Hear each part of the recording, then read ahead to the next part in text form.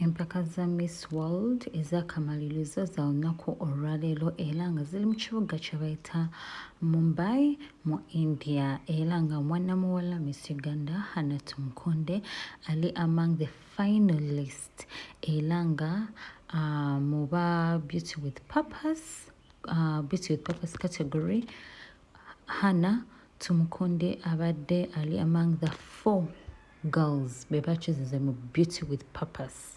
Yes, bakyuzinze from 4 continents, okwabadde America, kwabadde Asia, kwabadde Africa, ne kubako ne Europe. Era nga Hana Tumukunde wa Beauty with Purpose category ye yabadde asinze mu Africa, and that is a very big win for us as Ugandans and Africa at large. Yeah, abantu bagala bingi ngono omuwala bamulonze ne bagamba mbu mwabadde mukafo play naye nga ye mwana muwala Hana Tumukunde buli olukya bamuyite Hana Karema, buli olukya atulaga nti ye yali agwana obwa Miss Uganda kubanga abatono nnyo abatuuse mu kifo kyalimu, leave alone Queen Abenacho.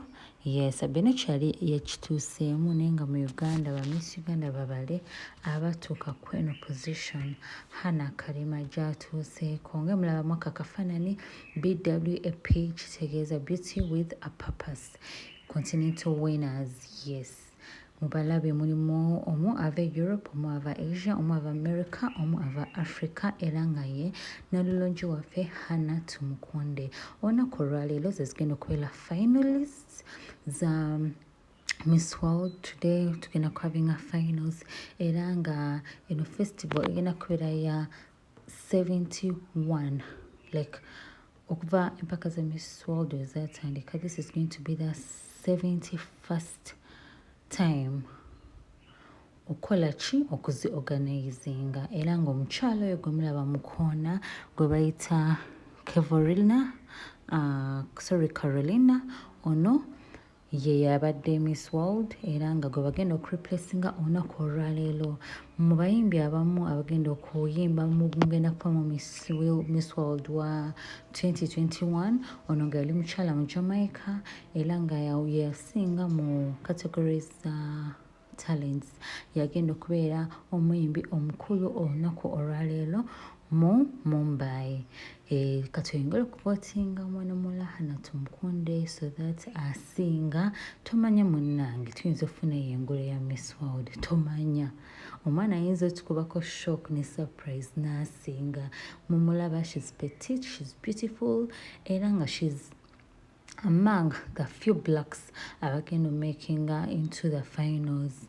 Bya lunaku lwaleero empaka bagenda kuba baziraga. By tomorrow tugenda kuba tumanyi ani eyasinze obwa Miss World era ng'omukyala ono gwe mulaba mukono omuzungu gwe bagenda okureplacinga. Tuyezayeza Hana Tumukunde okubeera among the finalists era okubeera among the top 4 aba Beauty with Purpose. Yes, Miss Uganda oba Miss World terina kubeera just ng'oli beautiful, olina okuba ng'olina purpose era nga it's a tick for her, it's a bonus for her okuba mbu yabadde among the top 4 aba Beauty with Purpose era nga ye yakya representing Africa.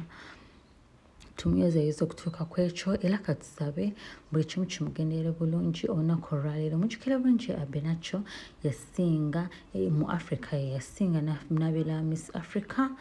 Ate Tumukunde mu Africa bakyalimu abawala ndowooza 2, mulimu owa Tanzania, then her and some other country.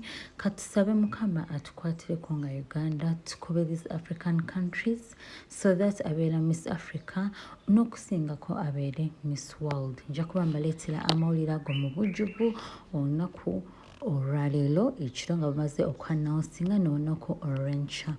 Mwebere kutuninga into NCK TV, mwebere yina gye mutuusa engalo. Saba olunaku olwaleero olwa Saturday lubatambulire bulungi. Please stay tuned, temujjangaoko. Nsaba mulakinga videos zaffe, mutapinga ku notification button so that buli mbaleetera amawulire amapya mugafunirawo mu buliwo.